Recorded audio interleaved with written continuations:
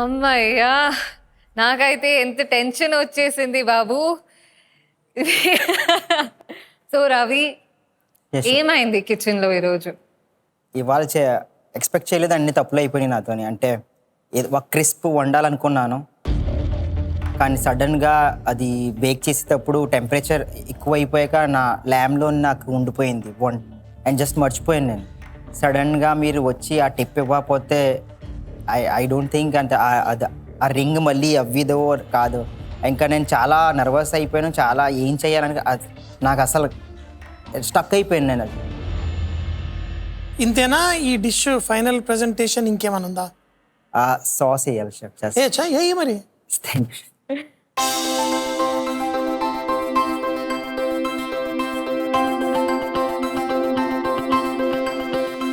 రవి, ఈ డిష్ చూస్తుంటే ఇందులో ఒక ప్రకాశం కనిపిస్తుంది నాకు. ఆ పువ్వులో ఒక ప్రకాశం.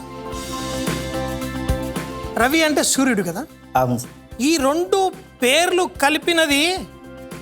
సో రవి, నాకు ప్రెజెంటేషన్ వరకు వస్తే నాకు చాలా చాలా నచ్చింది.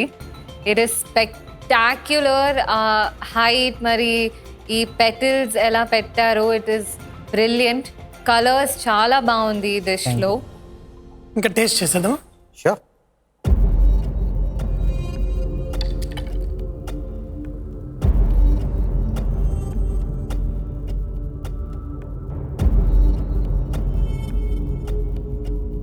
సో లాల్ మాస్ది స్పెషాలిటీ వచ్చేసి దాంట్లో వాడే చిల్లీ. Yes ma'am. సో ఆ చిల్లీ గురించి తెలుసా మీకు? ఇట్స్ మథానియా మిర్చి, వెరీ నియర్ జోధ్పూర్లో ఉంది అది. అది గ్రో చేస్తానికి వాళ్ళు యూజ్ చేసేది రాక్ చేస్తారు వాళ్ళు.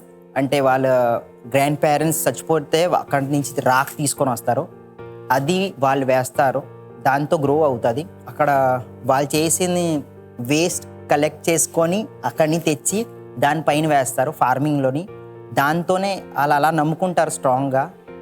దీంతో చాలా స్ట్రాంగ్ కలర్ వస్తుంది. Your absolutely right. వంట చేయడం ఒక ఎత్తు అయితే, దాని గురించి ఉన్న నాలెడ్జ్ ఏదైతే ఉంటుందో దాన్ని రుచి మరింతగా పెంచుతుంది. రవి, ఎస్ చెప్పా. నువ్వు చేసిన డిష్ నేను ఇలా తింటూ ఉంటే, నువ్వు దాని వెనకాల మిరపకాయలు ఎలా పండిస్తారు దాని వెనకాల చెప్పిన ఆ మాటలు వింటుంటే నోట్లో ఆ రుచి పెరిగిపోయింది. So give a big hand. Thank you.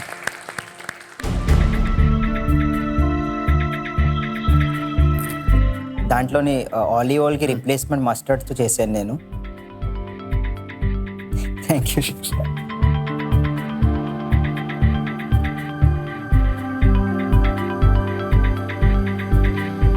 ఒక్క మాట చెప్తాను, ఈ క్రిస్ప్ని డీప్ ఫ్రై చేసి మంచి డెసిషన్ తీసుకున్నారు. Thank you.